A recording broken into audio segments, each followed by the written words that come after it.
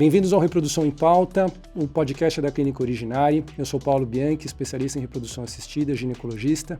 Estou hoje com o Dr. João Paulo Cardoso, urologista, também especialista em reprodução assistida. E nós vamos conversar a terceira etapa aqui do nosso podcast de azospermia e oligosospermia severa, de fatores que interferem com a função reprodutiva masculina, fatores tanto ambientais quanto fatores relacionados à saúde do paciente e como que a gente pode intervir para tentar melhorar a função reprodutiva masculina. E por fim, João, uma pergunta que eu acho muito importante para esclarecer para os homens, né? Sobre causas reversíveis, como você estava falando, de alterações na produção espermática, a gente falou bastante aí da testosterona como exógena, a testosterona aplicada, né, como suplementação, mas me fala um pouquinho sobre cigarro, maconha, e também calor, né? Porque o calor é um fator que eu sei que os urologistas sempre perguntam para os homens quando estão diante de alterações, antecedentes de infecções tipo a cachumba, quanto que isso é verdade, quanto que é mito, o que essas coisas podem de fato causar? A investigação sobre essas causas está dentro da entrevista médica da infertilidade masculina, né? Na anamnese, né? O termo técnico. A gente sempre vai buscar essas causas que são reversíveis, né? A primeira delas, a gente falou bastante aqui ao longo dessa conversa nossa, né? Mas especificamente de causas reversíveis, a principal causa é a varicocele. Tá? A varicocele é a dilatação das veias do testículo, né? São as varizes do testículo, diagnosticadas ao exame físico, isso é bastante importante, né? Então, um exame físico por um urologista experiente, tá? Nunca dispenso o exame físico para varicocele. Tá? Não é aquele exame que os homens fazem no exército. Não. Porque essa é uma dúvida que os homens têm. Eu fiz o exame no exército, tá tudo bem. Não, longe desse exame. É o exame especializado pelo urologista, em que a gente vai realmente examinar essas veias do testículo. Eventualmente, a gente vai confirmar o diagnóstico com um ultrassom da bolsa testicular, que também tem que ser feito por um ultrassonografista experiente, né? Provavelmente já se discutiu muito sobre as limitações de ultrassom, né? E é uma condição que a gente consegue corrigir cirurgicamente e é uma condição em que a gente tem uma possibilidade grande, né, em torno de 80% dos pacientes, até mais, que podem ter melhora da produção de espermatozoides, melhoras do espermograma em si, né, dos parâmetros seminais. Uma cirurgia também feita com microscópio, uma recuperação bem tranquila, com complicações muito raras, então, e bastante interessante, tá? Também para preservação da função do testículo. Perfeito. Principal causa reversível, varicocele, seria ali uma causa associada, tá? Indo mais para hábitos de vida e outros pontos que a gente realmente identifica durante a avaliação, um deles você falou que é a cachumba, né? A cachumba sendo uma representante das orquites, né, das inflamações do testículo que podem, às vezes, eventualmente cursar com infertilidade, né? A cachumba, quando ela tem realmente inflamação do testículo, principalmente quando ocorre infância, adolescência, né, antes ainda da maturidade ali do testículo, pode substituir essas áreas de testículo por áreas cicatriciais de fibrose, por causa da inflamação mesmo, né? Como se tivesse feito várias biópsias. Isso. Perfeito. Ou como se tivesse tido mas aí também entra trauma, né? Se teve algum machucado, alguma coisa que realmente gerou uma cicatriz no local. Outras inflamações também podem cursar com infertilidade, né? Em termos de hábitos, né? Muito interessante atualmente, que está super em discussão, né? O cigarro eletrônico, exato. Tá? Vamos colocar a novidade, né? O tabagismo como fator de risco para absolutamente tudo na medicina já não é novidade, né? Para a infertilidade também, né? Extremamente deletério em termos de radicais livres de oxigênio, de fatores inflamatórios, de lesão vascular, né? Que o cigarro causa. Mas especificamente sobre o cigarro eletrônico, uma impressão muito errada que a gente tem é que ele é menos nocivo. Exato. E o que a gente tem visto tanto do ponto de vista respiratório, que é o mais clássico, né, de lesões muito mais rápidas do que o tabagismo normal, convencional, mas do ponto de vista reprodutivo também, tá? A princípio, os dados mais recentes são em populações, em modelos animais, tá? Mas a gente pode transladar isso facilmente para o humano também, tá? Porque os fatores são semelhantes, né? Então, o cigarro eletrônico também, absolutamente prescrito, tá? A maconha é extremamente controversa, mas a gente também tem alguns trabalhos que mostram prejuízo da função de espermatogênese, produção de espermatozoides e também da produção hormonal, tá? Álcool. O álcool depende muito de dose, tá? Claro que o alcoolismo, né, a alteração médica mesmo, a doença alcoolismo, com grandes volumes de álcool consumidos são mais deletérios. Os consumos mais sociais, em volumes menores, têm menos impacto, mas eu sempre recomendo o mínimo possível, né? Porque não deixa de ser um fator de risco, né? Não tem uma dose segura, o mínimo possível, tá? Quanto maior a dose, maior o prejuízo.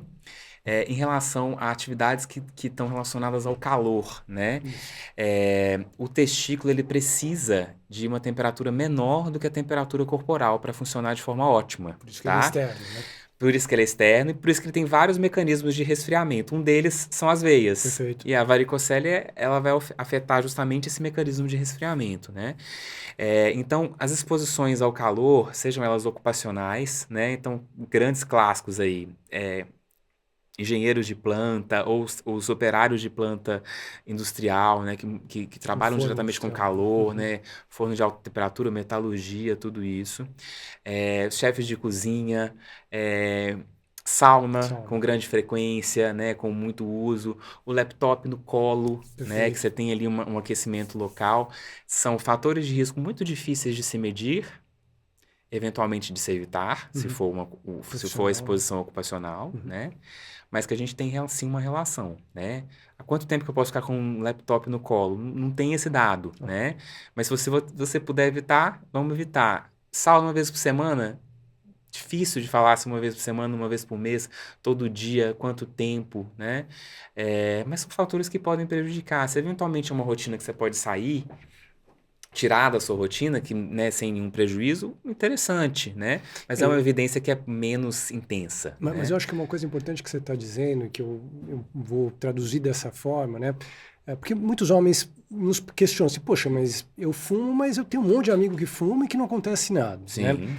Eu acho que a gente tem que ver o contexto que essa pessoa está. Se ela tem uma baixa produção de espermatozoide ou ausência, e esse é um fator de risco que pode estar interferindo, talvez não seja a causa principal ou a única. Em geral não é a causa única, mas é um fator associado. Se é um fator associado, então para aquela pessoa, aquilo ali talvez esteja tendo um efeito que para outras não teria. Sim. Então eu acho que mesmo a varicocele, né? O urologista não opera a varicocele para evitar que o homem tenha oligospermia ou uma redução de produção de testosterona, a não ser que seja muito intensa.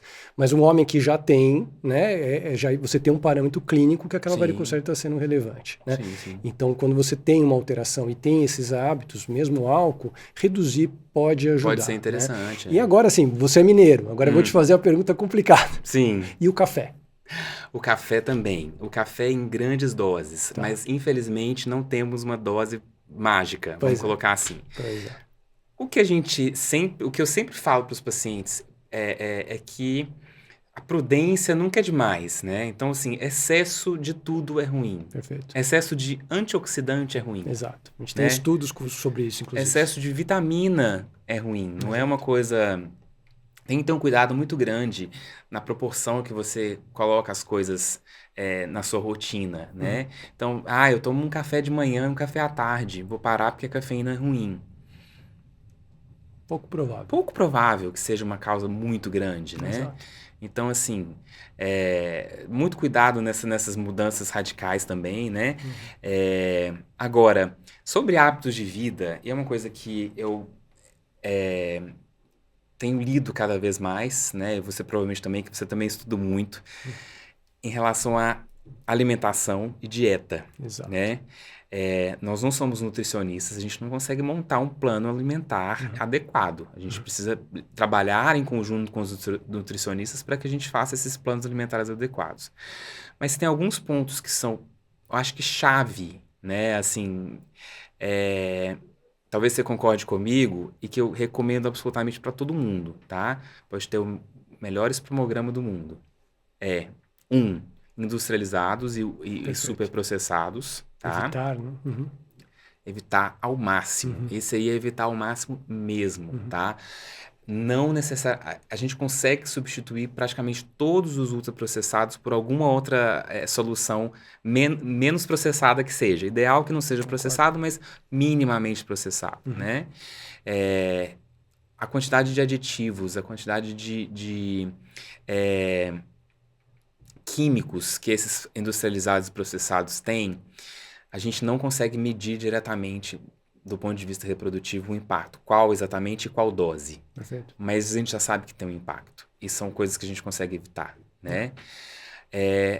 E outro ponto especial, porque assim, dieta balanceada, rica em frutas, verduras, legumes, fibras, não tem a dieta mágica da reprodução. A dieta mágica da reprodução é uma dieta balanceada, que tenha todos os nutrientes necessários em proporções adequadas, né? Mas uma coisa que tem se discutido muito atualmente são as bebidas com açúcar adicionado. Refrigerante, principalmente. Refrigerante, sucos processados, chá processado, né? Bebidas enlatadas ou engarrafadas, ou os energéticos. Os energéticos. Açúcar. Acabam ficando dentro dos processados industrializados. Exato. Mas a gente acaba tendo uma impressão menos negativa do que a gente tem de outras coisas que são multiprocessadas. Especialmente, né? Dos sucos que são naturais. Naturais, né? Então, assim... deveriam ser, né? Grande associação com diabetes, grande associação com resistência à insulina, grande associação com obesidade, né? Todos os fatores que são relacionados à infertilidade também. Pois vai impactar a fertilidade ou direto ou indiretamente. Direto ou indiretamente. Então, você tem duas coisas que o casal que está pensando em saúde como um todo, não só em saúde reprodutiva, mas principalmente aqueles que eventualmente viram a chave ali, não, a gente quer ter um filho e tudo. Estilo de vida não pode ficar de fora. Porque senão a gente fica correndo atrás e adicionando complexidade que ela precisa ser adicionada. A gente conversou muito sobre um tratamento muito complexo aqui, que é o tratamento da zoospermia, né? Vai envolver cirurgia, vai envolver manipulação hormonal, vai envolver laboratório, é muita coisa. Mas o ideal é que a gente faça o avançado já com a tarefa de casa feita. E uma das tarefas de casa é essa, né? Estilo de vida, né? Então... Cuidar da saúde. Cuidar da saúde como um todo. Então, esse também está dentro da anamnese da infertilidade masculina, né? Mas são pontos extremamente importantes. Eu acho que é muito, muito importante. Por fim, finalizando, medicações, tá? O clássico é a testosterona, mas a gente tem muitas medicações que podem interferir com a qualidade seminal, tá? Não necessariamente de forma drástica, como é a testosterona, tá? E não necessariamente de forma muito drástica, como são os tratamentos quimioterápicos, né? Que é mais definitivo. Que são potencialmente definitivas, mas assim, que a gente tem que ter muito cuidado, dar um podcast inteiro, né? Sim. Mas algumas medicações de uso corrente são também relacionadas a isso, tá? Algumas medicações relacionadas ao controle de doenças inflamatórias intestinais, tá? A gente tem que ficar muito atento, às vezes tem que fazer uma troca da medicação, com muito cuidado, porque normalmente são pacientes que estão muito bem compensados, tá? Antidepressivos e ansiolíticos, que a gente tem cada vez maior o número de pessoas que estão utilizando isso, e pessoas que às vezes estão com tratamentos muito compensados, e que infelizmente a evidência não é tão forte. Tá? Alguns têm evidências fortes, outros não têm evidência ainda, mas é interessante a gente sempre pesar esse risco-benefício, tá? As medicações que controlam doenças autoimunes, como lúpus, psoríase, podem também ter algum impacto interessante, bem? E muito, extremamente comum, os inibidores da 5-alfa-redutase. Isso, finasterida. Isso, é a finasterida e a dutasterida, tá? Que entram nos últimos anos como grandes coadjuvantes no tratamento da alopécia de origem androgênica, né? Extremamente prescritos e inclusive tomados sem prescrição, Exato. tá? Que são muito bons para o tratamento da alopécia, mas podem sim interferir com a qualidade seminal, tá? Principalmente em pacientes que já têm algum fator antes de começar. Tipo uma varicocele com Tipo produção uma varicocele, mais baixa. tipo algum outro fator de infertilidade. E aí ele começa a tomar a medicação e ele vai ter um impacto. Felizmente, em geral é reversível, mas depende muito do tempo que utilizou, da dose, de outros fatores de base, né? E é como a gente vê as pessoas usando essas medicações por anos, né? É muito comum São anos. Então, assim, muito cuidado para quem tem realmente esse desejo, né? E o amigo da finasterida, vamos colocar assim, que é o minoxidil, né, que a gente tem utilizado de forma tópica e também de forma oral, não tem um efeito hormonal. Então, é uma alternativa bastante interessante quando bem indicado, né, por um dermatologista, em termos de dose, em termos de como começar o tratamento, como evoluir com o tratamento, se eventualmente vai ser um tratamento tópico, se vai ser associado com via oral.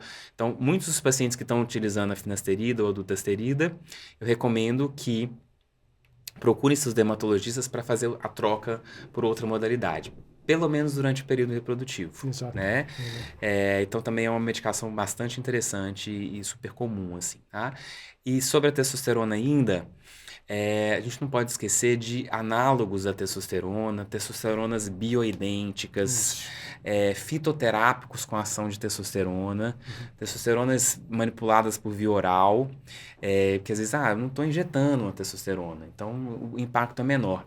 Todos esses compostos, eles podem ter sim efeito, né? Então, antes de começar formulações, antes de começar manipulados, antes de começar fitoterápicos, também é interessante a gente se informar bem sobre o possível efeito deles em termos de saúde reprodutiva do homem, né? E acho perfeito o que você falou, acho que é bem abrangente. E só enfatizando um ponto que você comentou durante o podcast aqui da multidisciplinaridade no tratamento da infertilidade, eu diria, especialmente casos complexos masculinos, porque envolve um grupo grande de especialistas de várias áreas, né, para que a gente tenha um melhor resultado para aquele casal. Sim. Mas enfatizando um ponto nesse sentido, quando a gente está diante de um paciente, mesmo com alteração seminal e usando alguma medicação possivelmente com impacto, a gente vai envolver o especialista que prescreveu aquela medicação até para a gente não interferir num tratamento e causar, às vezes, um efeito mais nocivo. Né? Sim, então, não. para que ninguém que está ouvindo a gente agora fala, putz, olha, eu ouvi naquele podcast, eu vou parar por conta própria. Não faça isso, porque tem doenças que você suspender de forma inadvertida um remédio, você tem um rebote da doença que é pior, às vezes, do que você manter a medicação. Assim, a gente pode até ter alguma evidência de prejuízo, mas esse prejuízo ele é menor do que o benefício de suspender e ou trocar. Ou então a gente ainda não tem, eventualmente, uma evidência naquele sentido, né? E que a gente vai utilizar de forma segura. É muito risco e benefício. Exato. Né? E em algumas situações clínicas, suspender um tratamento, mesmo que possa ter um efeito na produção seminal, a gente pode chegar à conclusão de que vai fazer mais mal para o paciente do que bem, nós vamos ter que lidar com o material como ele está. Então, quer dizer, é uma coisa realmente, como você disse, é muito individualizado, não tem uma receita, nós só estamos elencando aqui possibilidades, né? Sim. Mas é um tratamento realmente multidisciplinar por essência, né? Envolve realmente várias áreas da medicina. Isso é importantíssimo de frisar, muito bom você ter frisado essa parte, porque complexa como a medicina está atualmente, cada vez mais complexa, né? É bastante delicado a gente entrar em áreas que a gente não necessariamente domina, Perfeito. Né? Então, assim, inúmeras vezes entrei em contato com médicos, né, com colegas que estão fazendo algum tratamento específico nesses pacientes, nesses nossos casais, para discutir se a gente pode manter, se a gente pode eventualmente suspender, reduzir, trocar, tirar um pouco, reduzir um pouco a dose com o mesmo efeito terapêutico, né? Mas que o paciente não faça isso sozinho. Né? Exato, acompanhado pelo médico prescritor e sempre monitorizado, né? E de fato avaliado se naquele contexto faz sentido a gente fazer isso sem prejudicar o paciente. É para ter só o benefício e minimizar os malefícios. Né? Exatamente, isso mesmo.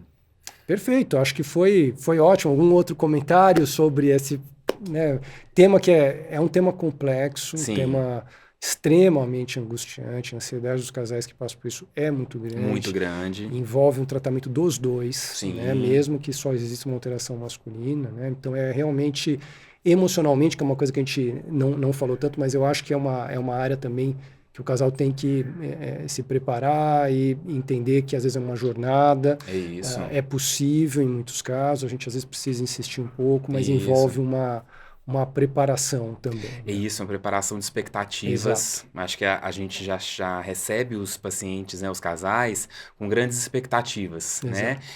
A gente precisa lidar com essas expectativas, mas também a gente precisa lidar com as realidades, né? Então, a multidisciplinaridade, o trabalho em equipe, a gente conversar juntos, né? A gente sentar juntos com o casal. Essa parte psicológica, ela é muito... É muito interessante, a gente acabou não comentando tanto sobre ela, mas é muito, muito importante, né?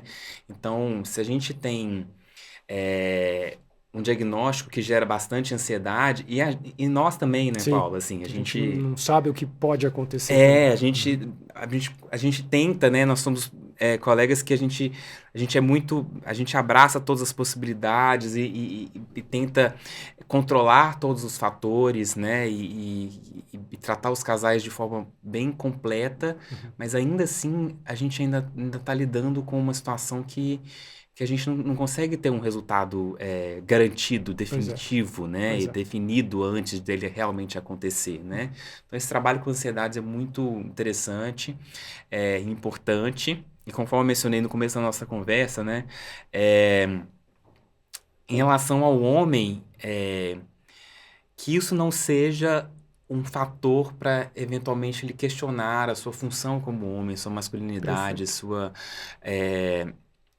função dentro do casal, né? Ou a sua possibilidade de paternidade, né? Atualmente a gente tem paternidade de tantas múltiplas formas, né? A gente conversou sobre um tratamento que é tão delicado e possível como é o tratamento da zoospermia para gametas próprios, mas a gente também abordou a possibilidade de ser pai por um sêmen doador, né? Uma adoção. A possibilidade de ser pai por uma adoção, né? São as múltiplas possibilidades de uma paternidade, nenhuma delas é inferior a nenhuma outra, né? Então, acho que isso é extremamente importante, porque quando começa um tratamento, a gente vê claramente como ele chega derrotado, né? Então, assim, um diagnóstico difícil. É difícil. Um diagnóstico muito difícil. Realmente envolve um lado emocional forte. Muito forte.